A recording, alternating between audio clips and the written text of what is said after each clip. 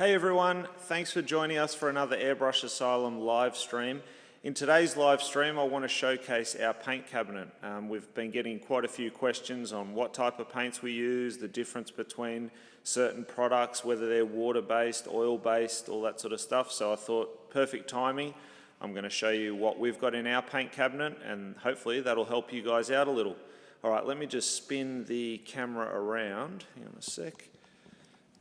All right, so this is our paint cabinet here. Okay, so what we're going to do, we'll start at the top. Okay, so at the top here, you can see we've got a heap of bottles all organised, well, somewhat organised in colours and everything. Now, basically the top shelf, I've got all my automotive stuff. So this is all automotive base coat colours. We've got a mix of House of Colour, PPG, we've even got some De Beers paints as well. I try and keep them labelled so I know what I've mixed things up for, especially for certain projects. They're all in these solvent-proof twist top bottles that we purchase through iWater, so you'll have to check with your local supplier if you're not in Australia. If you are in Australia, we do sell all of these, so we sell them to our students and any customers, so you can also purchase them online. There's, I think, 3 different sizes. So this is a 120mm, there's a 58mm and also a 28mm. All right, so a few different sizes, and they're great because they're twist top. As you can see here, you can just sort of twist that and put a couple of drops out and then seal them back up. All right. So, like I said, top shelf, they're all pre-mixed automotive base coats, right? So now the thing is, these aren't, even though they get 2-pack cleared, they're not 2-pack, if that makes sense. So they're without hardener, they're just a base coat. You thin them out with the reducer, so whatever brand you're using, use that particular reducer to thin them out, okay? And then once you've done that, then you can just spray as you would with the airbrush, okay? Once that's done, you'll clear coat them, so you either use, most of the time, 2-pack clear, otherwise you use an acrylic clear, whatever you prefer, but I'd recommend 2-pack clear, and what that has in it is the hardener, so then that will seal off all your colours and protect them. What I tend to do is I use, and you've probably seen from a few videos, I'll use Intercoat Clear, which is like a colourless binder, and I'll spray that over the artwork once it's done, just to protect it a little bit more. I'll especially do that if I'm masking over the top, all right? So you can see there a few colours pre-mixed, and even, I think there's some candy, that one there, the Vibrance, that's a candy. Silver from House of Colour. So yeah, just a complete array. There's some other candies. I believe they're House of Colour as well, all right? So we do store our paint, and that's how we store it, all right? And then we just grab what we need, and if I need to adjust colours, I'll just mix them here and there, okay? The next shelf is predominantly House of Colour, all right? So lots of candies, stuff for True Fire. Again, you can see a few different sizes of the bottles. So we've got the 120mm, that's your 58mm, and the 28mm. Again, all solvent proof. You can see here one of the jobs we did recently, we've just kept the mixing cup. Eventually that'll be just thrown away. So this is predominantly House of Colour. You can see some DNA as well. So we've got some base coat reducer. We do use a bit of that stuff too. And I believe those candies at the back, they're De Beers candies. All right, so we use a fair amount of different brands. These here are candy concentrates. All right, so what that means is you mix these up with SG100, which is an Intercoat Clear or a colourless binder. Once you've mixed it with that, so you just mix it up as strong as you want it. These are extremely concentrated, hence the name, so you don't need a lot. So that's going to make, this little bottle will make up a heap, like you'll be able to paint numerous cars with it. So you just mix it up with your colourless binder, add your reducer to it, and then off you go. All right? So thanks for everyone for tuning in. We've got a few comments too. Leroy saying hi, how you doing? So if you're watching this live, thanks for tuning in. If you're tuning in afterwards, welcome. And we'll just show you a few more here. So more House of Colour. So these are shimmer and base coats. All right, so these ones would then be mixed with your reducer again. We've even got some flake from House of Colour.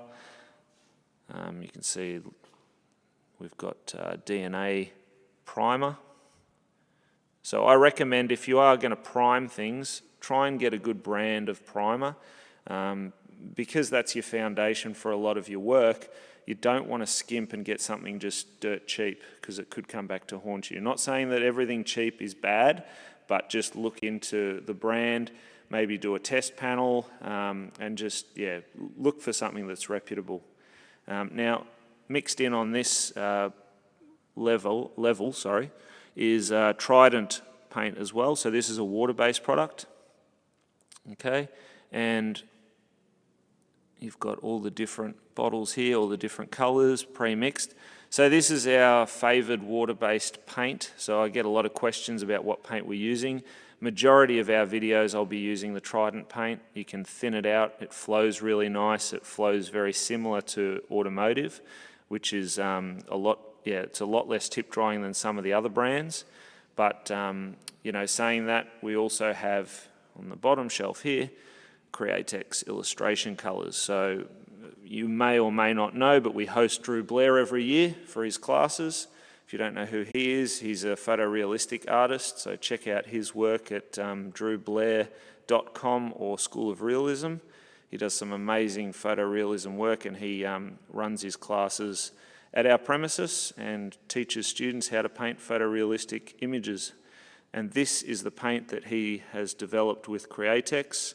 So this particular Createx product I find is really good. It's a bit longer like work time, so that's why it's really handy for him, because he manipulates his paint using electric erasers, eraser pencils, scalpels, that sort of thing. So he'll use that to build his effects, and he uses this particular paint on his synthetic paper. So that synthetic paper, if you are in Australia, we're a distributor for that, so you can purchase that through our online store. But these paints are really good, and they all go well with his photorealism techniques and his colour theory. You can also see they've got another line, which these ones aren't his, these are Tim Gore's, and these have just got some pretty cool names. So we've got Illustration Decay, Dermatitis Tan, and Old Bone White. So these are pretty cool too, check them out. Like I said, we do use Trident more than Createx. We use Trident in all of our classes, but Createx is still a great product. So if you've got some, by all means, they're fantastic paints. They also make Wicked colours, Auto Air colours, and the regular Createx. And we used to use the Wicked in our classes, but just became a little bit too difficult to get it, so we switched to Trident. And we love the Trident stuff, but saying that, Wicked is good as well. So whatever you've got, feel free to use it. It can all be thinned down with whatever reducer that paint company brings out, so we don't recommend you use water. Use their reducer, it will perform a lot better. And you'll find a lot of these paints will work on paper, canvas, t-shirts. The illustration colours, you can actually clear coat over them as well, which a lot of people don't realise. I did ask Drew, so yes, they can be clear coated, and since then we have used them on a few of our automotive projects, which is great because you can get all of that photorealism, texture, manipulation with the colours and then seal them with the 2-pack clear. The Trident paints, you can heat set them for t-shirt applications. They also sell a t-shirt booster to spray over the top to protect them, which is also handy if you're doing black fabric or t-shirts. You spray that down first, and then you come over the top with your white paint, and what it does is it builds a bit of a barrier so you don't use as much white paint and waste it. So really handy stuff. They've also now brought out metallics and pearls, and you can see here they've also got fluoros, which are nice and bright, depending on what you're doing, obviously. And then the bottom shelf here is just a mix of some linseed oil for my oil painting, pure gun turpentine for the oil painting. You can see some SG100 Intercoat Clear, the KC10 I think it is, water-based degreaser by House of Colour, some pressure packs and some gun wash and these tack rags as well, which we use quite a bit. All right, so that's pretty much it. So hopefully let's get a bit of a distant shot and spin the camera around. So there you have it. Hopefully you enjoyed that and that you found that a bit helpful for you guys.